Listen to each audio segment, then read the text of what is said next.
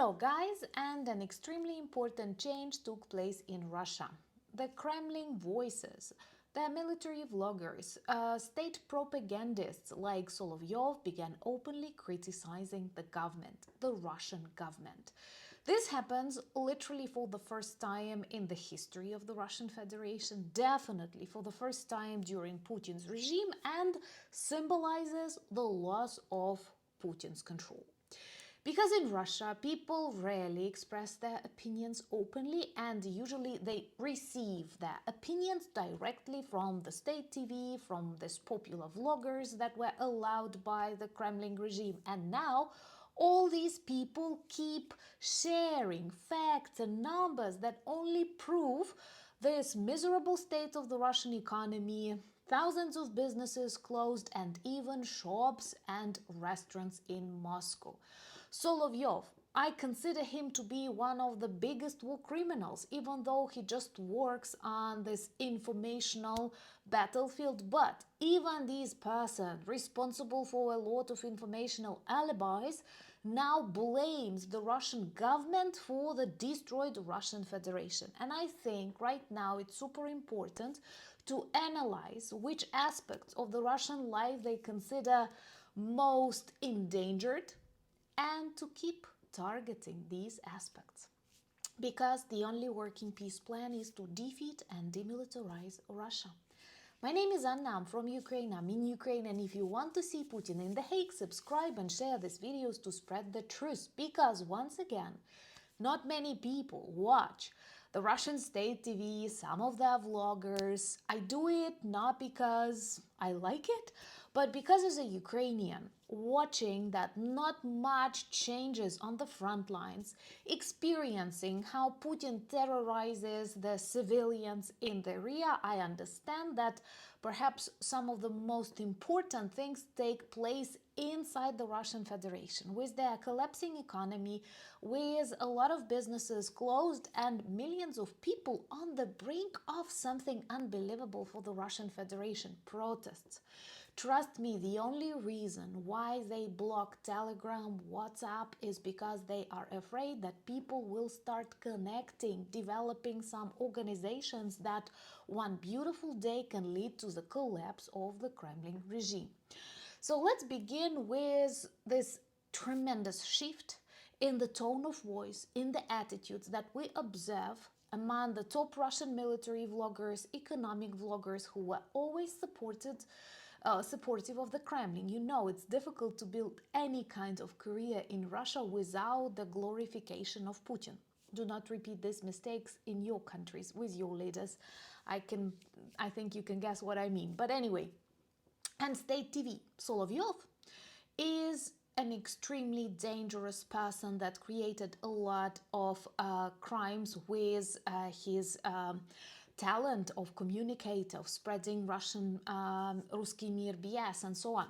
So this very supporter of the Kremlin that perhaps earned billions on this whitewashing of Putin and creating lots of conflicts in various parts of the former USSR. So this very person decided to enumerate a number of problems that right now destroy the Russian Federation from inside. Not me, an ordinary Ukrainian vlogger, but pro-Kremlin voice Solovyov. So he spoke about interest rates that are high and they destroy businesses and the banking system, and actually all the experts on the Russian economy expect the crash of their banking system in 2026. Thumbs up for that. Also, speaking to the ordinary people, he focuses on these very obvious signals of the dying economy. Thousands of shops and restaurants closed in different regions of the Russian Federation, including Moscow, where all the money is.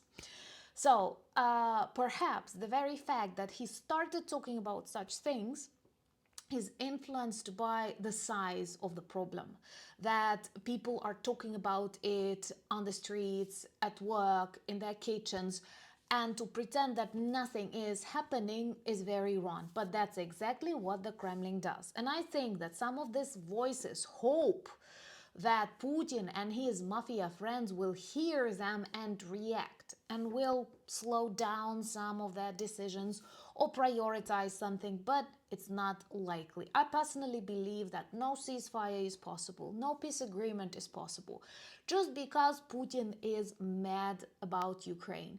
And this idea to possess our country, to destroy our people, which failed back in 2022. He cannot accept it, and he will continue trying until he destroys the Russian Federation.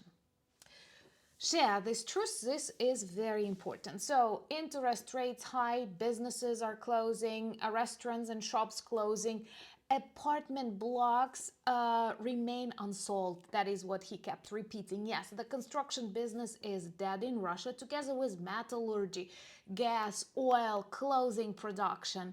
And the fact that there are thousands of flats that are empty, no one will buy them, they will simply be destroyed with time. This is exactly how karma works. They want to destroy Ukrainian infrastructure, Ukrainian flats. They keep doing it with their missiles, while their own are destroyed with this kind of attitude, with this kind of evil spirit that now literally possesses all of the Russian Federation. So the central bank decided to accept the fact that they will sell oil for $45 per barrel. No, because right now they are selling it already for 39 or 27 at a discount for India. And they wanted 59. So just imagine what this does to their federal budget. And people like Solovyov or some top military vloggers, they do know the real numbers. And I'm sure they are worse than what we see on some official sources.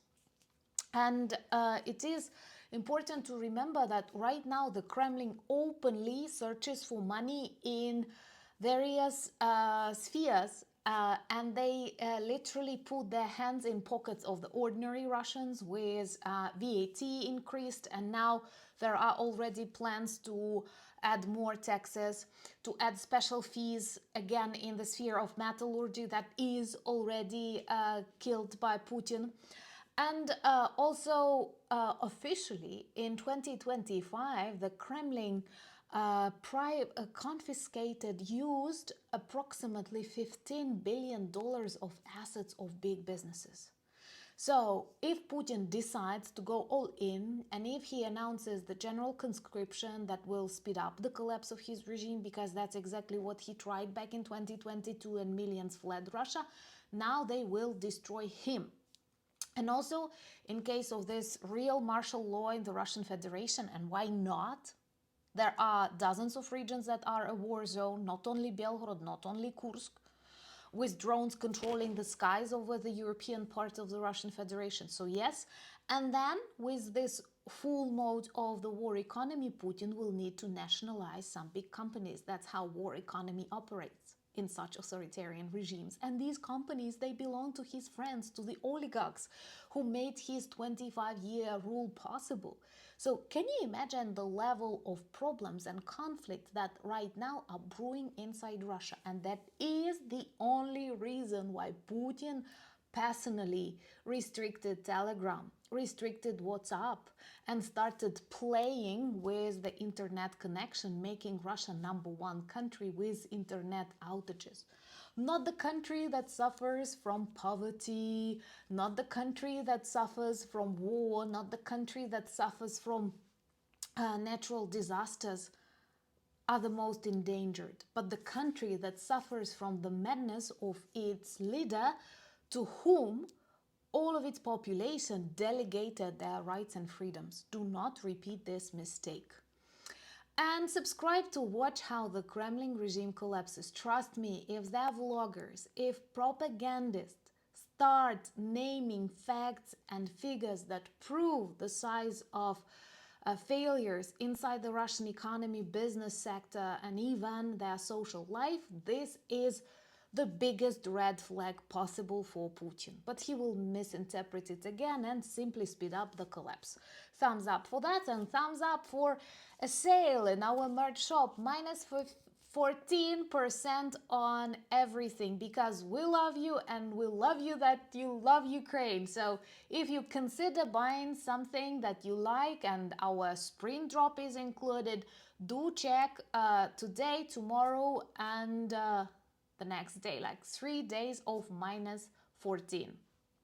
And thank you so much for buying me coffees, becoming my patrons and sponsors of the channels, making my work possible. I'm forever grateful for that. And also follow me on X, Instagram, Blue Sky, Threads, Discord, and Substack for a weekly newsletter. And subscribe to Anna Danilchuk channel, where we have longer weekly conversations about some very important topics that add to your understanding of this mysterious part of the world. Love you, united we stand, Slava Ukraini!